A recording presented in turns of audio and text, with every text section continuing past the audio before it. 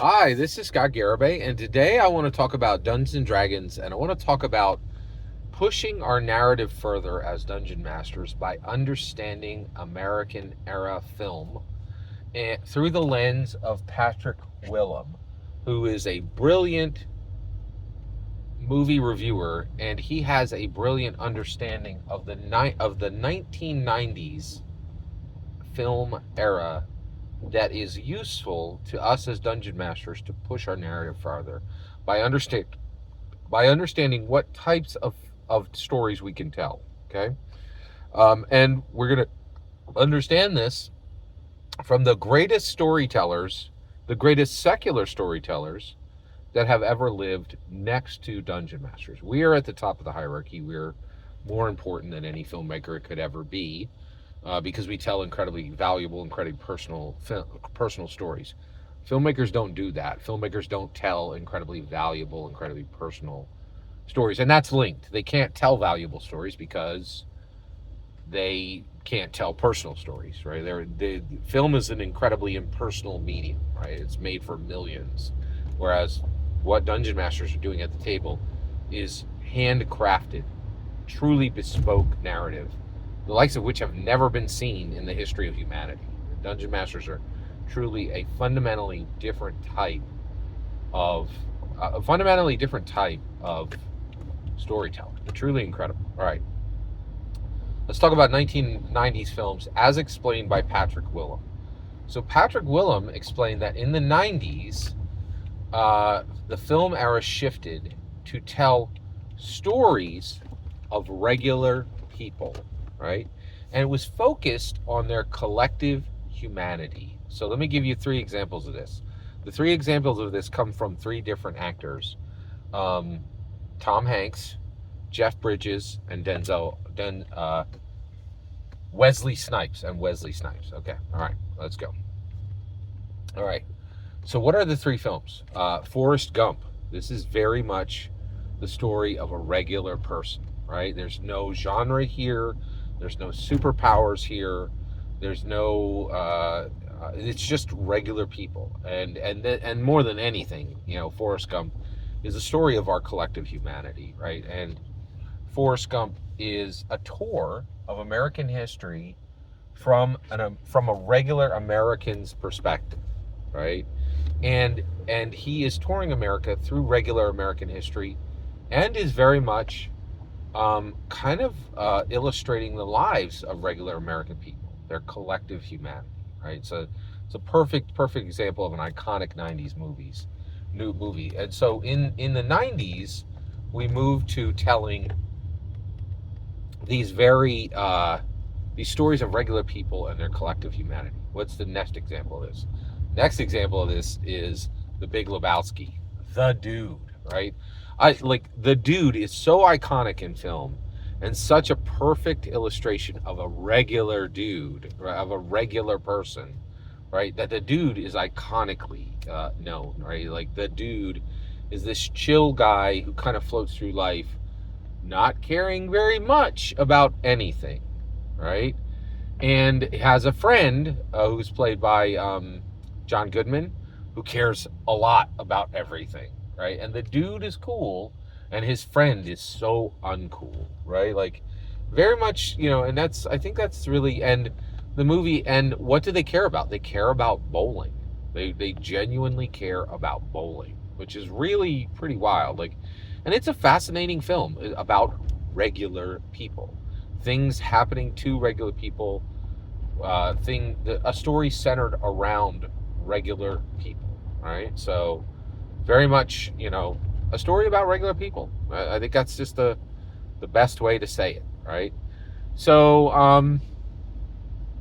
and then last, let's talk about a third iconic '90s film, which is White Men Can't Jump, right? Fantastic film about regular people, just two guys who are really not at the top of their game. These guys are hustlers. They're street ball hustlers, right? And so, like, it's not a story about an NBA player, or I think one of them was like a fallen NBA player, somebody who got close but never really made it, and then another guy who's just like kind of stumbling through life, like, and and this is a perfect example about a movie about regular people and their collective humanity, right? Now, what can we as dungeon masters learn from the 90s era? This is a very important lesson. So what do dungeon masters take away from 90s era film? Okay, I think us remembering that adventurers are regular people, adventurers were regular people at one time, and adventurers deal with regular people all the time, right? Like, most of the time, not all the time. There's sometimes that they're in front of nobles, there's sometimes that they're in front of monsters, but when they go into a village, those are regular people, right? And so I think what's really interesting is it is very interesting to just see how that actually, that, and so basically the value in watching 90s films and understanding 90s films is for dungeon masters to portray regular people in villages, in cities, actually even in castles, right? Like, a lady, a court, a prince or a princess, those are not regular people, right? Anybody in the court is not a regular person. But you know who is a regular person? The stable boy, right? Like, and the baker, right? And the chambermaid. Not even a lady in waiting. Even a lady in waiting is not a regular person. But everywhere in these Dungeons and Dragons worlds, these worlds are filled with regular people. And also, if you're a player, you should be paying attention to these films in order to understand regular people. Wait, Scott, why do I need to strive to understand regular people? I'm just playing Dungeons and Dragons. You're not a regular person if you're playing Dungeons and Dragons. Regular people do not do Dungeons and Dragons, right? By the way, I'm going to start to use this term, do Dungeons and Dragons, because I don't want to have every time I ever say, run Dungeons and Dragons, play Dungeons and Dragons. I'm going to say, do Dungeons and Dragons. That means running Dungeons and Dragons and playing Dungeons and Dragons, right? We do Dungeons and Dragons. No one who does Dungeons and Dragons is regular. We are not regular people. We are not, right? And the reason why is, one, 800-page ante to even start playing Dungeons and Dragons, right? And you really, you don't know what the heck you're talking about, or you're not a good Dungeons and Dragons, you're not a good dungeon performer if you haven't read the DMG, the PHB, and the MM, right? And that is the starting level for any dungeon master. I honestly think you don't even call yourself a dungeon master until you read 5,000 pages of Dungeons and Dragons. I think I'm up around 20, 25,000, maybe 30,000 pages, right? Like, and I know there are people who've read a lot more than me, right? Like, I think super high-end dungeon masters frequently have read 50 to 75,000 pages of Dungeons and Dragons. Like, it's not an exaggeration, or for Dungeons and Dragons. Well, actually, no. Like, I definitely have read 50 to 75,000 pages for Dungeons and Dragons, right? Like, it's astounding, right? But regular people, this is real, and this is something that we really, we need this to be good at Dungeons and Dragons and to do well at Dungeons and Dragons. We have to understand regular people and their collective humanity.